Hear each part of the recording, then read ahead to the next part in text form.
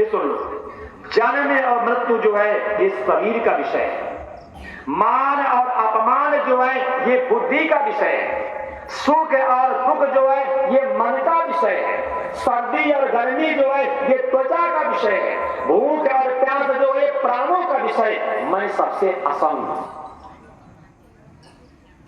परीक्षित जी ने कहा, महाराज, बोले हाँ, तक्षक विनाशी है, मैं अविनाशी हूं। तक्षक विनाशी है, मैं अविनाशी हूं। तक्षक दृष्ट है, मैं दृष्टा हूं। तक्षक एक देशी है, मैं सर्वदेशी हूं। मैं सर्वदेशी हूं। तक्षक जड़ है, मैं चेतन हूं। मुझे मालूम है तक्षक शरीर को काटेगा, मुझ आत्मा को कभी छू नहीं सकता। क्यों? तक्षक विनाशी है, शरीर विनाशी है। तक्षक शरीर को काटेगा, मुझ आत्मा को कभी छू नहीं सकता। देखो, इसे कहते नष्टो मोहा स्मित लता। कथा सुनने के बाद राजा परीक्षित का मोह नष्ट हो गया, शरीर की विस्मृति हो गई और ईश्वर की स्मृति हो गई।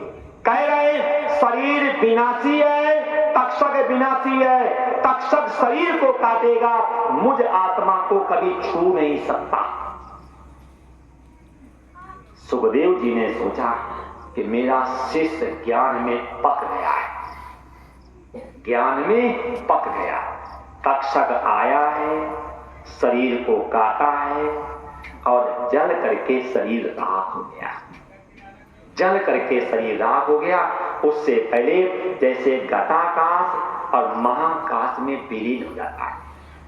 घट को फोड़ोगे तो घट का आकाश और जैसे महाकाश में विलीन हो जाता है, ऐसे परीक्षित का घटाकाश मतलब हृदयकाश और हृदयाकाश और महाकाश में विलीन हो गया। उसी समय उतंक नाम के महात्मा ने जन्मेजय जी को प्रेरणा दी है, तुम्हारे पिताजी को सर्प ने काटा, तुम्हारे पिताजी की दुर्गति हुई है। तो उसी समय उतंक ने जन्मेजय से एक सर्प यज्ञ करवाई है। और जब सर्पों की आहुतियां पड़ने लगी तो तक्षक नाम का सर्प भाग करके इंद्र के पास गया। जन्मेजय जी ने कहा, गुरुदेव, अगर आपके मंत्रों में शक्ति है तो तक्षक, इंद्र, सिंहासन तीनों का आह्वान करो। और जैसे तीनों का आह्वान किया, उसी समय आस्तिक नाम का महात्मा आता है, उतंक को डांटता है। उतंक, हिंसा के यज्ञ से किसी के भी पिता को शांति मिलने वाली नहीं। अरे तुम्हारे पिताजी सुखदेव जी की कृपा से भागवत रूपी अमृत पी करके वो जन्म और मृत्यु के चक्कर से छुटकारा पा गए। ये हिंसा के यज्ञ से किसी के भी माता पिता को शांति मिलने वाली नहीं। ये आप भी ध्यान रखना। अगर कोई व्यक्ति कहता हो कि शंकर जी गांजा पीते हैं, भैरव जी दारू पीते